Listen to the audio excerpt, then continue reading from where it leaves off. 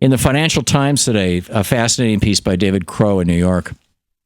Again, the headline kind of says it all, but this raises a number of really interesting questions. One of the main ones being, why is the FDA, outside of patents, why is the FDA granting exclusive manufacturing licenses for drugs?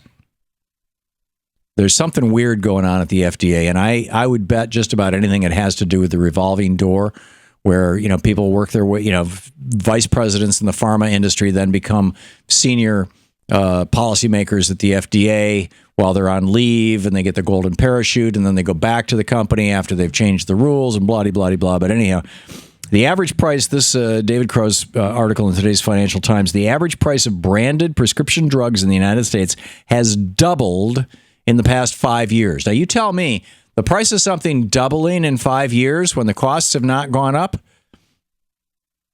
And most of the real research that's done on new drugs is paid for by you and me through the National Institutes of Health.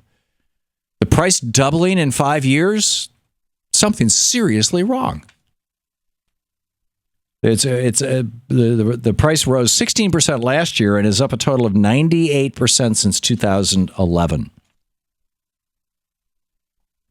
And then they note Mr. Trump, meanwhile, and this is, again, for the people who aren't there for the Trump rallies because they love the racism, we're going to build a wall, keep those Mexicans out, the rapists and criminals, but who are instead supporting Donald Trump because he says he's going to change our trade policies and he's going to take on a corrupt system in Washington, D.C. You will remember when George W. Bush was president in 2005, the Republicans pushed through Medicare Part D through the House and Senate. Now, a number of Democrats signed on because, hey, it's paying some of the costs of prescription drugs for seniors, for people on Medicare, right? Which seems like a good thing. Although there was that donut hole, it pays the first $2,000 and then it picks up again around $6,000. So you got to pay your own $2,000 through $4,000, blah, blah, blah, blah. But in addition to that, Billy Towson, who has been on this program talking about this, is a member of Congress from Louisiana, and he was in charge of the committee that was writing Medicare Part D in the House of Representatives. And they put a little rider in there that says that the federal government cannot negotiate drug prices.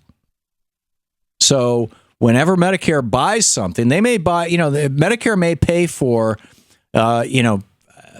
50 million or 5 million capsules of penicillin.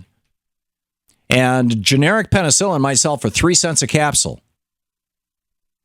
But if brand name penicillin at full retail is selling for $1 a capsule, that's what Medicare is paying for it. And here's where it gets weird. I mean, again, this is in the Financial Times. Mr. Trump, meanwhile, has deviated from Republican orthodoxy on drug prices by saying that Medicare should be allowed to negotiate drug prices. He says that doing so would save the government $300 billion a year. Although that number is fiercely contested, patients should be able to import their medication from countries where it is sold at a lower cost, according to Mr. Trump. Now, this was a Bernie position, you will recall. I mean, back in, and by the way, the split off the consumer price index seems to have occurred around 2008. This huge split, and I've got to get somebody on who could explain why and how the FDA works, how this is happening. But this is we're being ripped off. It's real simple. And then Donald Trump comes along and says, "Hey, you're being ripped off," and everybody goes, "Oh, he must be the great truth teller." I remember when Louise and I were living in Vermont we lived there from 1996 or 7 until 2004 or 5, roughly. And it was more or less somewhere between 8 and 10 years. I don't do time well, but it was in that time period. And when we lived in Vermont, Congressman, then Bernie Sanders, started organizing buses in Montpelier. We lived in Montpelier. We spent, when we first moved to Vermont, we bought this house out in the country in Northfield. We sold that and we bought a house in downtown Montpelier. And on a Saturday afternoon, we would walk downtown to go to the farmer's market. I mean, it's a little town. Montpelier. It's like 7,000 people. It's the smallest state capital in the United States.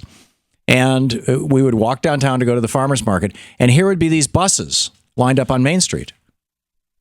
And this was Bernie Sanders organized, and all these old people getting on these buses, and they were taking the 2-hour drive up to Montreal and across the Canadian border to buy their pharmaceuticals.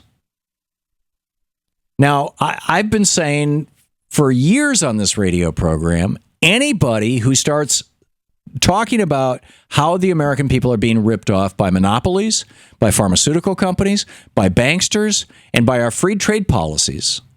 And these are positions that, Senator Sanders has been solid on for years and years and years. Many in the Democratic Party have been solid on. Sherrod Brown has been solid on. Jan Schakowsky, the Progressive Caucus. I mean, this is and Hillary Clinton is getting closer and closer to all of these positions. Anyone who takes those positions will win, I have been saying. And I'm just wondering, is Donald Trump really good at reading the American electorate? Or has Corey Lewandowski, his campaign manager, been listening to my program for 13 years? I don't know. But it's pretty astonishing. To watch more clips from our programs, hit the Watch More Videos button over here. And please be sure to hit the handy-dandy subscribe button so you'll always be up to date. Tag, you're it.